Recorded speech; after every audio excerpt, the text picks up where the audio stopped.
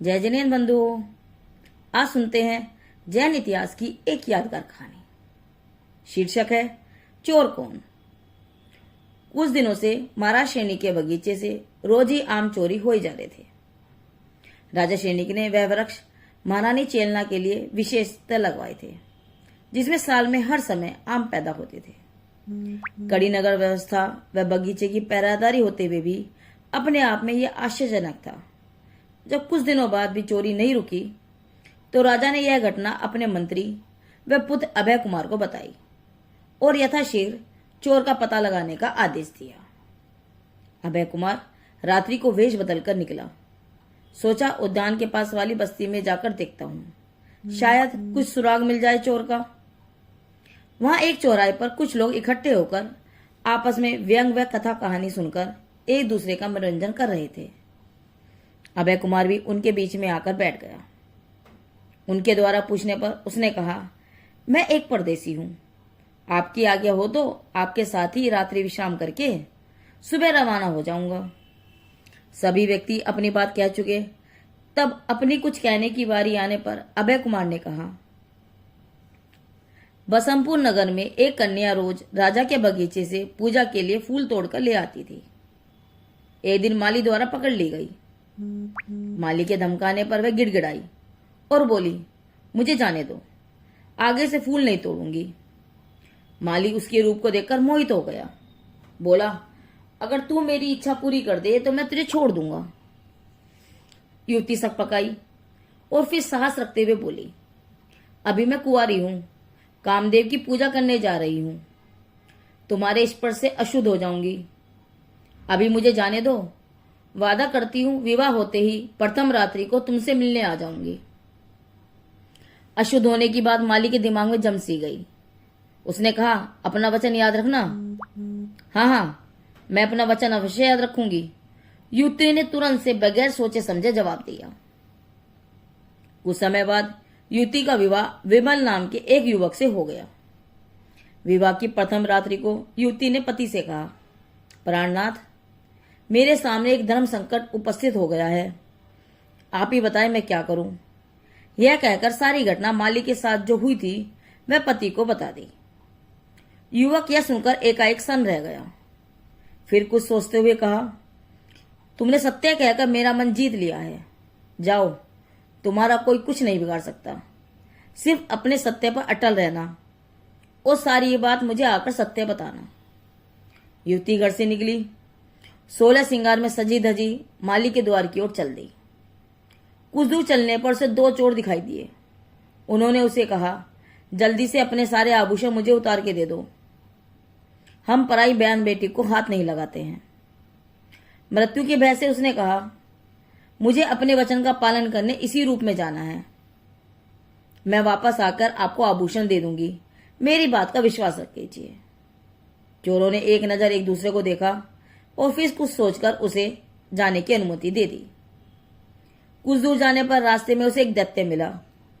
उसने कहा, हे कोमलांगी, मैं कई दिनों से भूखा हूं, आज तुम्हें खाकर अपनी भूख मिटाऊंगा। युवती ने निर्भीकता से कहा, दैत्यराज, मेरा ये शरीर आपके किसी काम आ जाए मेरे लिए सौभाग्य की बात होगी, लेकिन अभी मैं किसी के वचन में बंधी हूं, आप मुझे जाने दीजिए, बस यहीं कुछ देर का इंतजार कीजिए, वापसी में आप मुझे खा लेना। दैत्य ने भी सुंदरी की बात का विश्वास करके उसे जाने दिया। सुंदरी माली के घर पहुंची, उसको प्रणाम करके अपने दिए हुए वचन की याद दिलाई। माली आश्चर्यचकित था।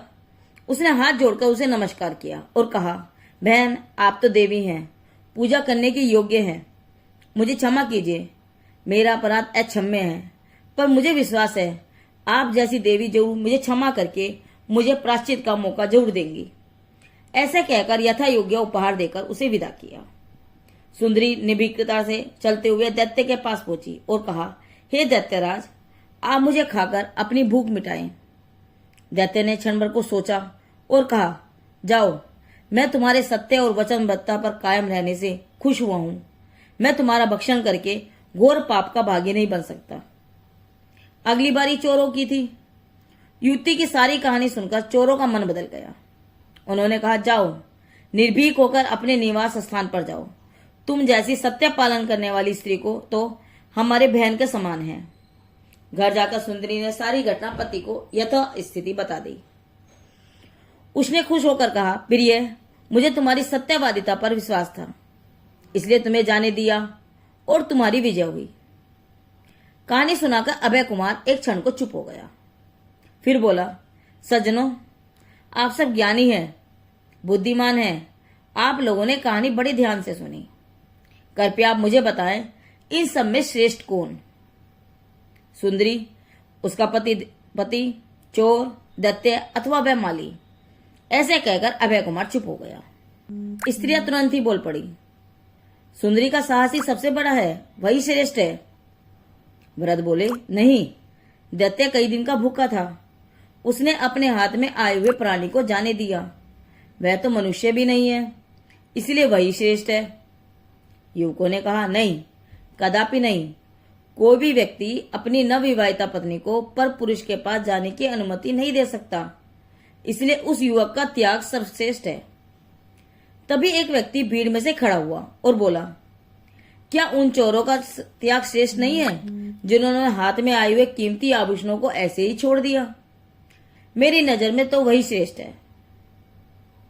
अभय कुमार तुरंत उसकी ओर बात सुनकर चौंक गया, समझ गया यही कुछ दाल में काला है, और उससे पूछताछ की तो उसने आमों की चोरी की बात कबूल कर ली। अभय कुमार ने कहा, सच बताओ, तुमने ही बगीचे में आम चुराए हैं?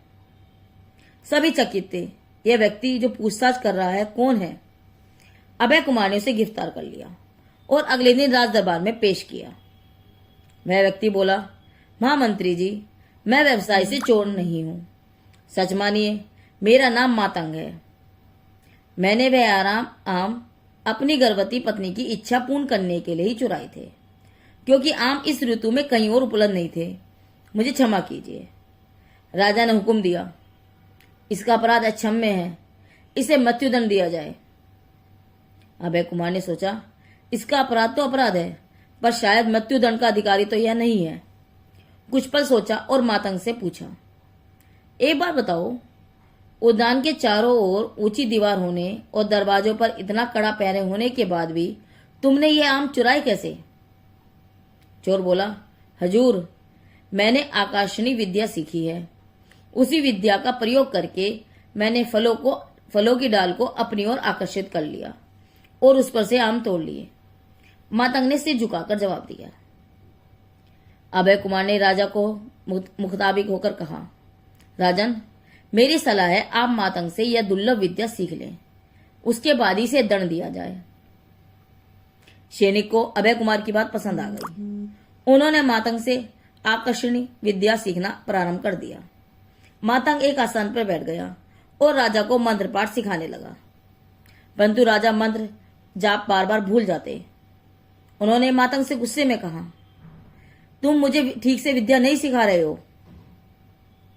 अभय कुमार ने कहा, मगधेश, गुरु का स्थान शिष्य से हमेशा ऊंचा होता है, शिष्य गुरु की विनय करके ही विद्या सीख सकता है। सैनिक अभय का इशारा समझ गए। उन्होंने मातंग को सिंहासन पर बिठाया और स्वयं उसके सामने नीचे खड़े हो गए। अब की बार जब मंत्र जाप किया तो कुछ समय के पश्चात उन्हें मंत्र याद हो गया। विद्या सीखने से सैनिक प्रसन्न हो गए और उन्होंने कहा, तुमने हमें विद्या सिखाई है और इसीलिए अब आपका दर्जा गुरु का है। गुरु को इतने सामान्य से अपराध के लिए दंड नहीं दिया जा सकता। उन्होंने मातंग को यथोचित सम्मान व धन देकर विदा कर दिया।